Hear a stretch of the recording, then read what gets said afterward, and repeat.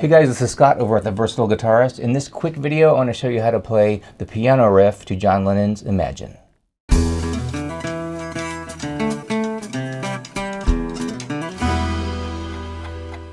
This piano theme is pretty easy, but for us as fingerstyle guitarists, it's actually kind of weird if we don't think about it the right way. So what we're doing is playing, it's based off of a C chord and a C major 7 chord, but because we're not using this C note here, we can play it with our stronger fingers. So put your middle finger on the 3rd fret of the 5th string, that's a C note, and then the 2nd fret of the next string, that's an E note. And what we're going to do is play with our index and middle fingers on the 2 strings in the middle, and then your thumb will play that low note, which is that C note, the root of the chord. Now, easy enough, right? But what's weird about this is we're so used to, as guitarists, fingerstyle guitarists, I think, playing our thumb on the beat. So what we might accidentally do is to do this, 1 and 2 and, but that's wrong. It's upside down. It's these notes first, and then that bass note is happening on the and. So 1 and 2 and 3, and at the end of the measure, go to the next 2 strings, don't take anything off.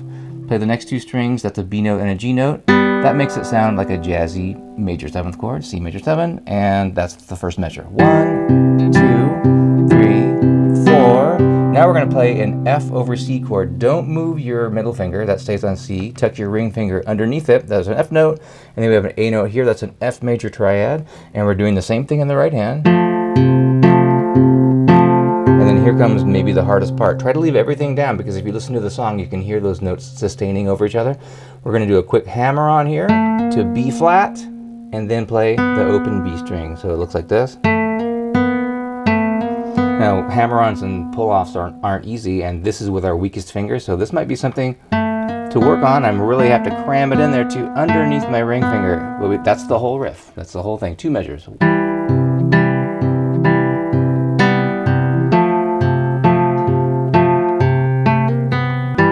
The little 16th note thing there on the end. 1, 2, 3, and 4 E and 1.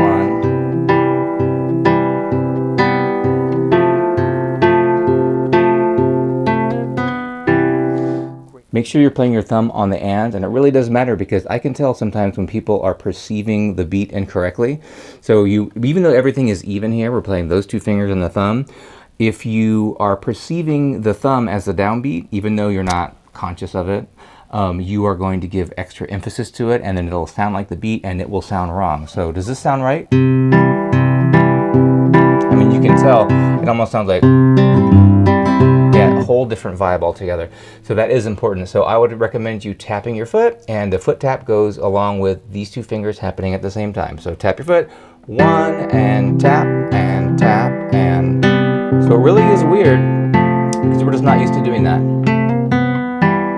2 and 3 and 4 and 1 and 2 and 3 and 4 E and 1. I hope you like these videos. Like and subscribe, leave a comment. I'm going to keep doing these all the time. There's so much stuff that you can play on nylon string guitar, fingerstyle. It doesn't matter if it's heavy metal or a John Lennon song on piano or a classical song or a Slayer riff or something. You name it, we can play it on nylon string guitar. It's super fun and it's great for our technique.